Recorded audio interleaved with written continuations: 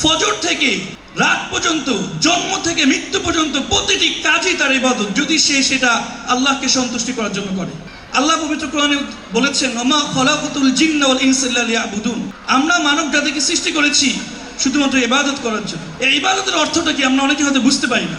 আর ইবাদতের ফরজ কিছু বিষয় আছে, নামাজ, রোজা, হজ, যাকাত, কিন্তু শুধু এগুলোই ইবাদত না, বরং একজন মুমিনের ফজর থেকে রাত পর্যন্ত, জন্ম থেকে মৃত্যু পর্যন্ত প্রতিটি কাজই তার ইবাদত, যদি সে সেটা আল্লাহকে সন্তুষ্টি করার জন্য করে। আপনার সন্তানকে যে উদ্দেশ্যে আপনি পড়ান, ডাক্তার বানাবেন, ইঞ্জিনিয়ার বানাবেন, হাফেজ বানাবেন, আলেম বানাবেন, ইসলামিক স্কলার বানাবেন, মুফতি মিজানুর রহমান আজহারির মতো বড় আলেম বানাবেন, যেটাই বানান, আপনার একমাত্র উদ্দেশ্য থাকবে আমি আল্লাহকে সন্তুষ্টি করার জন্য সেটা বানাতে চাই। বিশ্বাস করেন, প্রতিটা কদমে কদমে আপনি ইবাদতের সওয়াব পাবেন।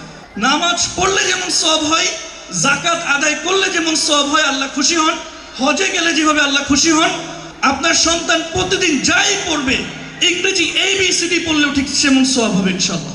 আপনি প্রতিদিন কষ্ট করে তাকে বাড়ির মাদ্রাসায় পাঠাবেন, প্রতিদিন নামাজে মসজিদে পাঠালে যে সওয়াব হয় আপনার সেই সওয়াব হবে। আপনি প্রতিদিন কষ্ট করে তার জামা কাপড় ধুয়ে দিবেন, হজের জন্য জামা কাপড় ইহরাম ধুয়ে দিলে যে সওয়াব হয় সেই সওয়াব পাবেন ইনশাআল্লাহ। সেজন্য সকলের প্রতি উদার আহ্বান থাকবে, আপনার ইবাদতের উদ্দেশ্যে আপনার সন্তানকে মাদ্রাসায় পড়াবেন।